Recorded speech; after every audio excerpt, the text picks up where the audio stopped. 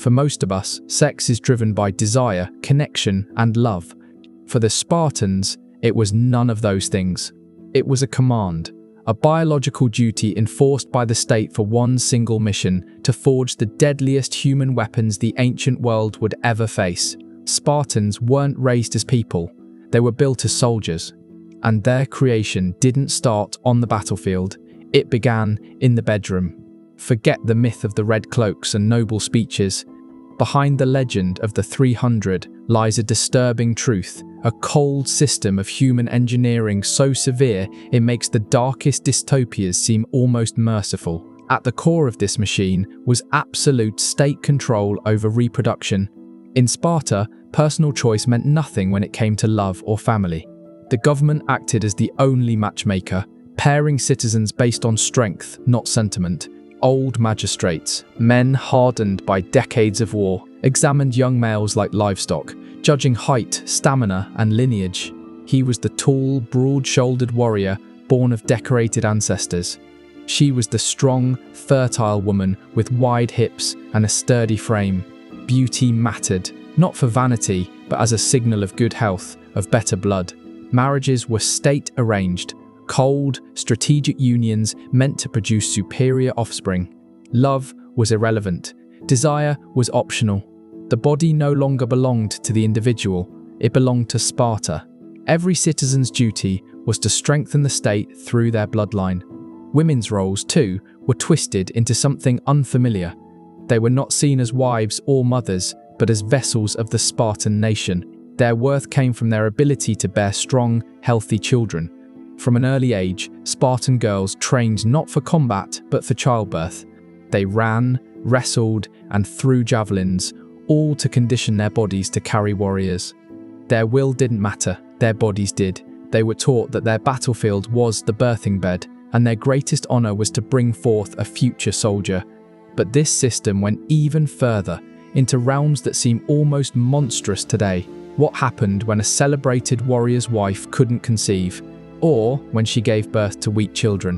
What if, elsewhere, lived a woman of exceptional health, married to an older, less impressive man? Sparta had an answer, a chilling clause in its social code. It allowed, even encouraged, a strong warrior to father a child with another man's wife. It wasn't seen as adultery, it was civic duty. A woman's womb could be loaned in service of the state, and often her husband agreed. Producing a strong child, even by another man, was considered an honor to the household and to Sparta itself. Concepts like love or fidelity were crushed beneath the boots of state eugenics. The goal wasn't happiness, it was perfection of the bloodline. And so, when a Spartan child was finally born, it wasn't a time of celebration, it was a test. The newborn wasn't placed in its mother's arms, but taken to a grim place called the Lesh, the gathering hall. There, a group of aged warriors known as the Gerousia awaited countless battles and looked at life through the eyes of death. They examined each infant without emotion. Naked and trembling, the baby was inspected from head to toe, its legs, its spine, its cry. Every flaw, every sign of weakness could seal its fate. It wasn't cruelty for cruelty's sake. To Spartan logic, it was necessity. They were a small warrior caste, surrounded by enemies and enslaved helots who outnumbered them 10 to 1. In such a world, weakness meant danger, not just for one child, but for the entire state. A frail infant wasn't just a burden, it was a threat. Mercy today could mean destruction tomorrow. Sparta's creed was survival through strength, no exceptions. The council's decision was final. There was no appeal. If the baby passed the test, it was returned to its family, not as a son, but as a future soldier already belonging to the state. From the moment he drew his first breath, a Spartan child's destiny was already decided. But if the elders' judgment turned against him, if they ruled he was unfit for life, he wasn't slain by sword or drowned in a river. His end came in a way far colder. The infant was carried to the barren slopes of Mount Targetus to a place called the Apothetai, the deposits. There, in a dark cleft of stone, the newborn was left to the wind, the night frost, and the beasts. A quiet death, unseen and unspoken of. To Spartan logic, this was not murder. They believed they were merely returning to nature what nature had produced imperfectly, a grim offering to collective strength. Passing the elders' inspection was only the beginning. From that moment, the child's life became a slow march toward war. And for his parents, duty did not end with birth. The state demanded more constant creation of new bodies to fuel its war machine. Procreation in Sparta wasn't a privilege, it was an obligation. They practiced what we would later call eugenics, centuries before the word existed. The belief that humankind could be perfected through selective breeding didn't begin in the laboratories of the 20th century. It was born in these rocky hills. For the Spartans, it wasn't hatred that drove it, but ruthless practicality. Weakness had no place in their bloodline. To achieve this, the most private human act became a public duty. Love, as we understand it, had no place in the formula. Men lived from age 7 to 30 in communal barracks among their comrades. Husbands would sneak from camp under darkness to lie briefly with their wives, quietly, hurriedly, and vanish before sunrise to avoid punishment. There was no household life, no time to nurture affection. The wife was a stranger chosen for her body, not her heart.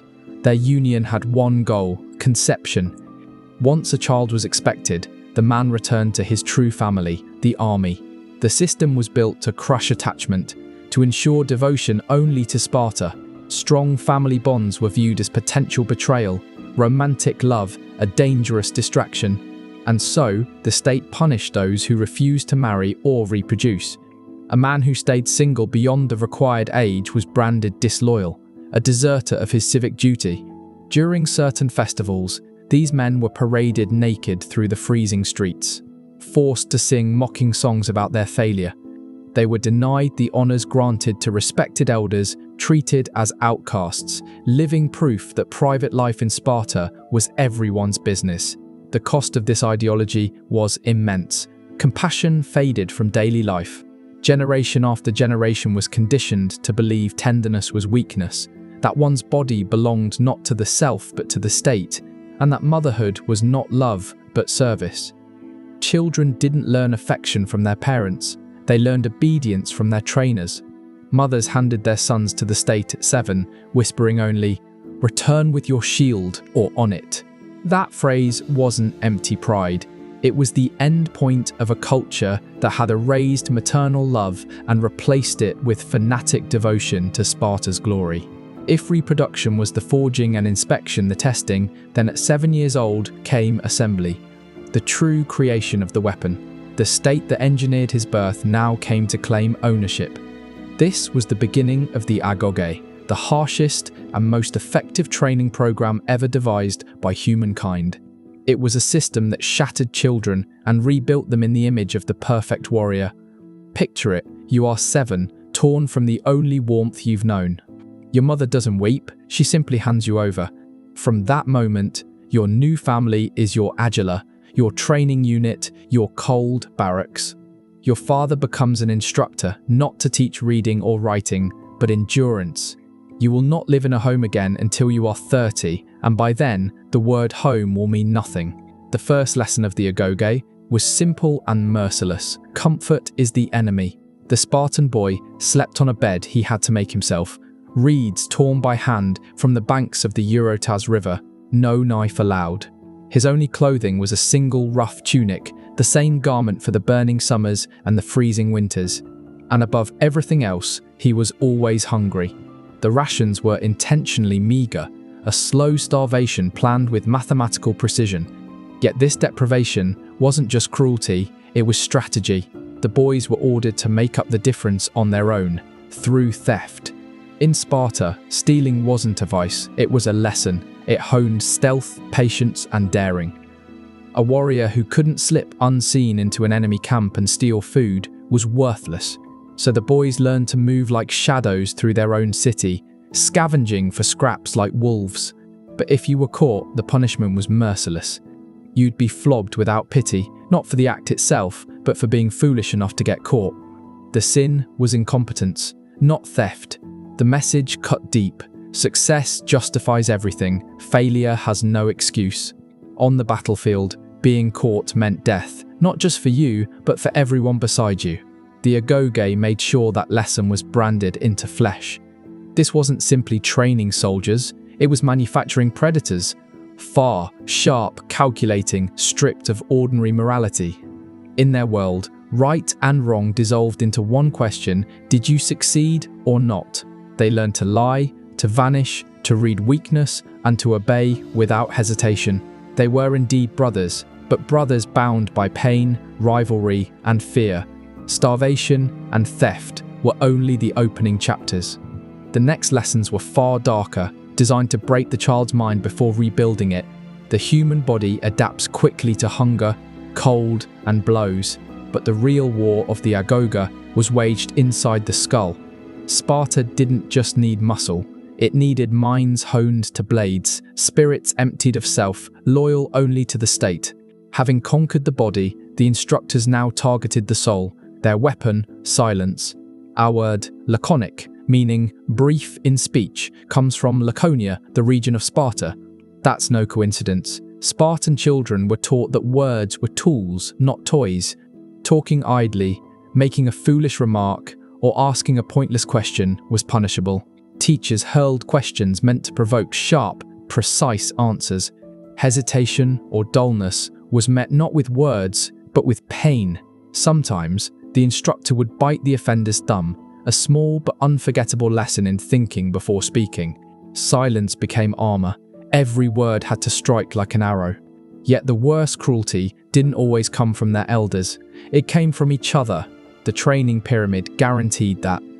Older boys, called erins, ruled the younger like tyrants, commanders, jailers, tormentors in one.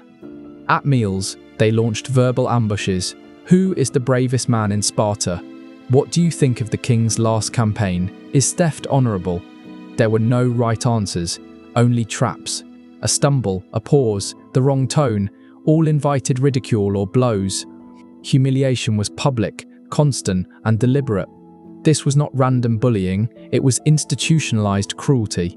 A state-designed system to forge minds that could stay cold under interrogation or chaos.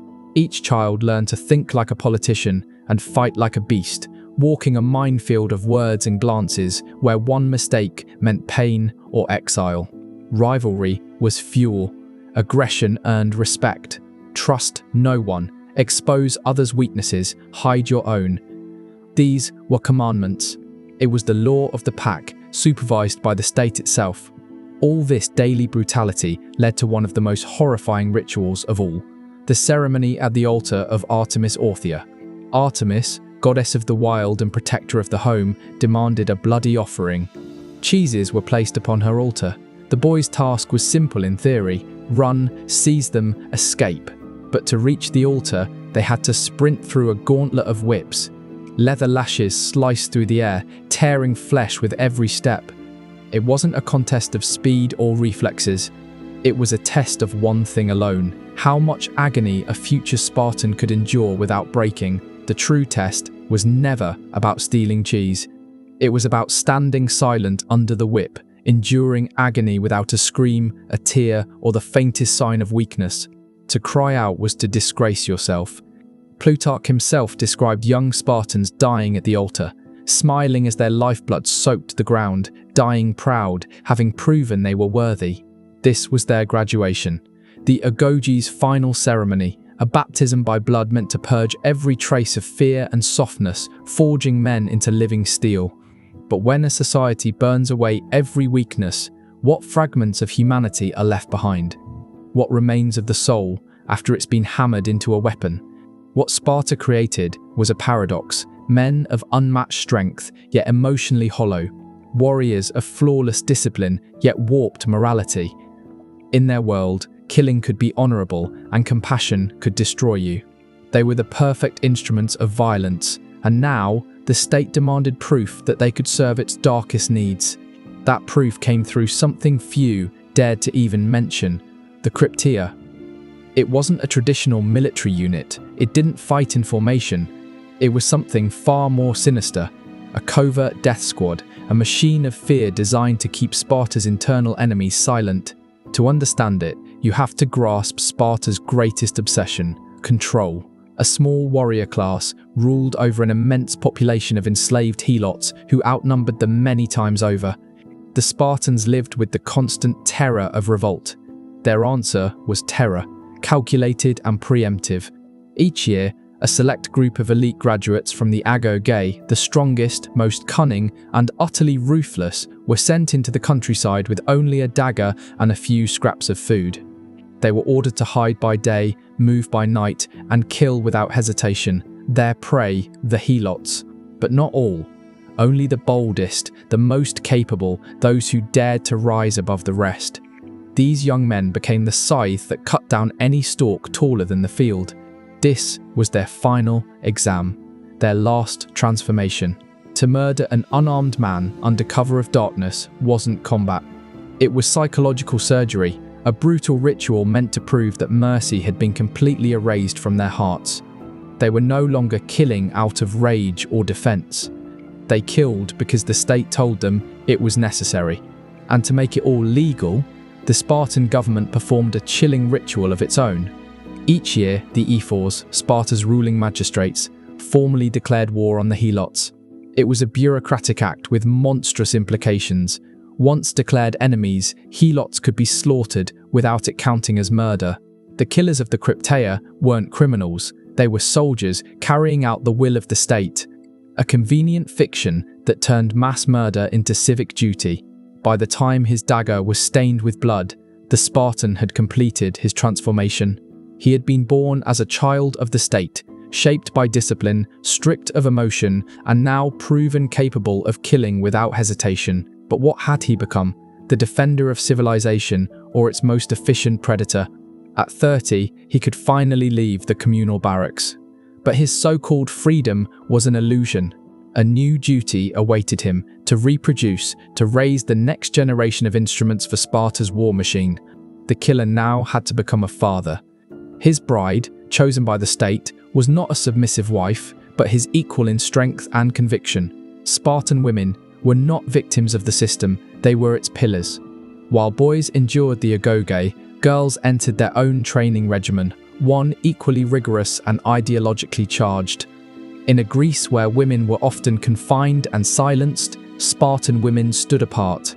They were educated, physically trained, and taught to manage property and estates. Why? Because Sparta's focus was not on comfort, but on breeding strength. Everything, every child, every law, every marriage served one purpose: to forge a race of perfect warriors. Even the philosopher Plato, observing from Athens, admired this system, believing it mirrored his vision of an ideal society. But he misunderstood it. The aim wasn't equality, it was efficiency, reproductive precision. Spartan women were molded to suppress tenderness and replace it with fierce patriotism. Their worth was judged not by affection, but by the caliber of warriors they gifted to the state. They became legends of cold discipline. A Spartan mother, handing her son his shield before battle, would tell him, "Return with it, or upon it." When news of defeat reached the city, other Greek mothers wept. Spartan mothers demanded to know only one thing: did we win? One tale tells of a woman who killed her own son for returning home in disgrace. They weren't passive bystanders, they were the guardians of Spartan ideology itself. With minds and bodies shaped by the state, marriage in Sparta wasn't an act of love. It was an engineered ritual. The process resembled an abduction. The groom didn't court his bride, he seized her in the night. Her attendants shaved her head, dressed her in a man's cloak and sandals, and left her waiting in darkness on a bed of straw. He came secretly, fulfilled his duty quickly, and returned to the barracks before sunrise. This strange ceremony had purpose. It ensured emotional detachment. It kept domestic affection from interfering with military loyalty. By making their meetings brief and secret, the state believed passion would remain high, conception more likely, without the distraction of love or comfort. It was the pinnacle of the Spartan system. Two products of indoctrination, male and female, joined in darkness, bound not by love but by decree. Their mission was singular: to reproduce strength. A perfect soldier paired with a perfect mother, the human assembly line of Sparta. Yet within this perfection lay a slow and silent poison. For 3 centuries, the machine worked flawlessly. Sparta dominated Greece, its warriors unmatched, its discipline legendary. But the flaw that would destroy it wasn't foreign. It was bred into the system itself. The first poison was demographic collapse. Sparta's ruthless eugenics, the abandonment of weak infants on Mount Targetus, the rejection of all imperfection, created a narrow gene pool. Every warrior lost in battle was an irreplaceable tragedy, the loss of decades of training and a carefully preserved bloodline. Other cities could raise new armies. Sparta could not replace 100 of its equals. Their greatest strength, their elite exclusivity, became their fatal weakness. They were breeding themselves out of existence. The second poison was inflexibility. The Agoge created impeccable soldiers, but not thinkers. Sparta produced warriors who could follow orders flawlessly, but not innovate, not question. As warfare evolved, their rigid system remained frozen. They were perfect soldiers trapped in a world that demanded generals. When confronted by new tactics and creative minds, they found themselves fighting ghosts of their own past. And the final blow came with success itself. When Sparta triumphed over Athens in the Peloponnesian War, the floodgates opened, Persian silver and gold poured into their city. Wealth, the very thing Lycurgus had forbidden, corroded their iron discipline. Land ownership became concentrated, greed replaced austerity, and corruption seeped into every rank. Spartans, who once despised luxury, became enslaved by it. The spirit of Sparta, built on equality and simplicity, began to rot from within. Then came Leuctra. On that fateful plain, Theban general Epaminondas shattered centuries of Spartan invincibility. Instead of spreading his forces thin, he concentrated his left wing, 50 men deep, and rammed it straight into the Spartan right, where the king and his royal guard stood. Innovation crushed rigidity. The unbreakable phalanx collapsed. For the first time in living memory, a Spartan king fell in battle, his army annihilated beside him. Sparta's power was broken. With hundreds of its finest men dead, the city's warrior caste was crippled beyond recovery. The empire that had terrified Greece for generations faded into irrelevance. By the Roman era, Sparta had become little more than a curiosity, a living museum where travelers came to watch reenactments of its brutal customs, echoes of a once great civilization. In the end, the tale of Spartan breeding practices is more than history, it's a warning. A people so obsessed with perfection that they sacrificed everything human to achieve it. They succeeded in creating the perfect warrior, and in doing so, sealed their own extinction. The machine that forged heroes eventually consumed itself, leaving behind nothing but ruins and the whisper of a greatness built on cruelty and undone by its own perfection.